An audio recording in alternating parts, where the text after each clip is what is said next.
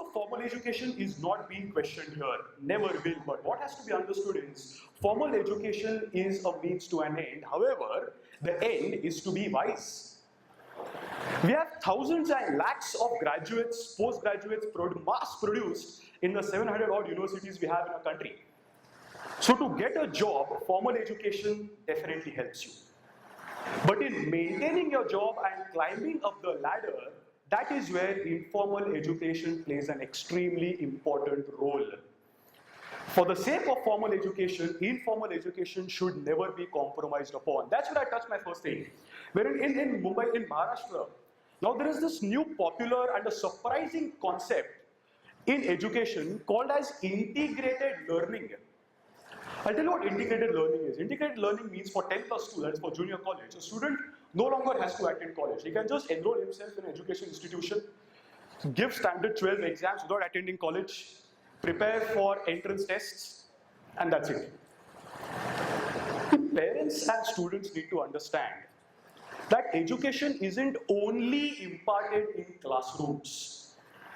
By missing out on that great, amazing place called college, a huge lot is being missed out by the student.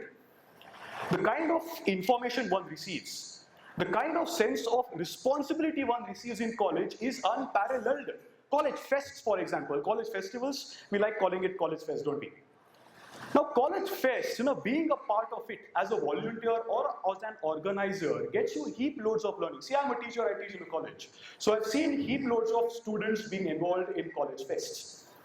I mean, students from the age group of 16 to 21 take care of sponsorships, they take care of accounts, they take care of branding, they take care of celebrity management, they ensure the hospitality department works well. Some of them become anchors. Some of them, while creating that entire fest, encounter people who they seriously hate to the core.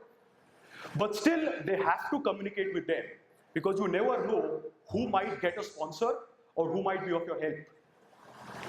These are some traits which are going to help those students later on when they start working, earning, or in a business. They will encounter people who they hate, but still they'll have to be cordial with them because you never know who might come of your help. These things, these key traits are acquired, learned, and not taught. Even communicating with a person who's 10 times your education qualification, like for example, the faculty coordinator of the college fests, he may be a PhD. But still, a 21-year-old student has to speak to a person who is double his age, 10 times his qualification, and still convince him or her of your ideas coming out of the listen to your elders as they say ideology. This again is going to help them because whenever the student starts working, he will have to make a presentation or convince his seniors of his ideas. He won't be bogged down anymore. Why? Because he has already done it the same. Was he taught?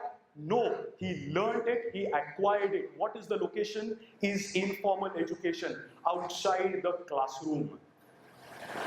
Again, if you talk of sources are plenty of informal education. If you talk of sports as well. Now, because sports in India, cricket is the most accepted one, I'll speak of it. But any sport that you're associated with, you can imagine it right now.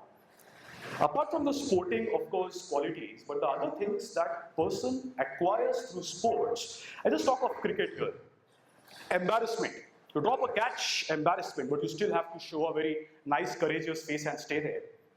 You get your partner run out, guilt, but you still have to be there, you have to continue batting.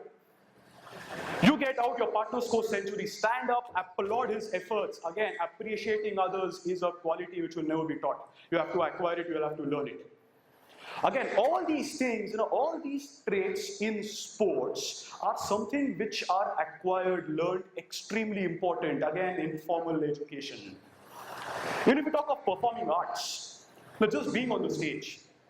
We talk of, for example, drama. Any theatre persons over here, you're on drama, you're performing, the person next to you forgets his dialogue, you help him out because it's not only his loss, but yours as well.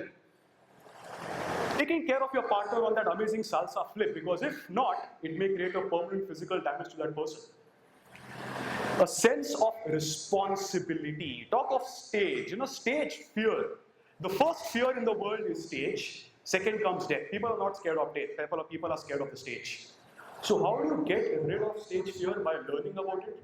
By reading about it? Absolutely not. By being on the stage. Again, just participating in those extra activities that happen in school, happen in college, being in a classroom is just formal education. That is fine. But what is more important is the other things. Informal education is towards the ideal holistic development of an individual. Again, says Rabindranath Tagore. So all these together are traits which are acquired, learned and not taught. Again, that is informal education. We talk of India. The Indian ship is filled with formal education. A thrust of informal education will take us and unleash an amazing new future. Now, learning has no limit, no age. Even here, as of now, we have attendees who are from all age groups. We start at 15, 16, I think we go at almost 75 years of age. So talking of learning, learning does not have an age, can happen absolutely any point in our life. The capacity to learn is a gift. The ability to learn is a skill. However, the willingness to learn is a choice. Thank you so very much.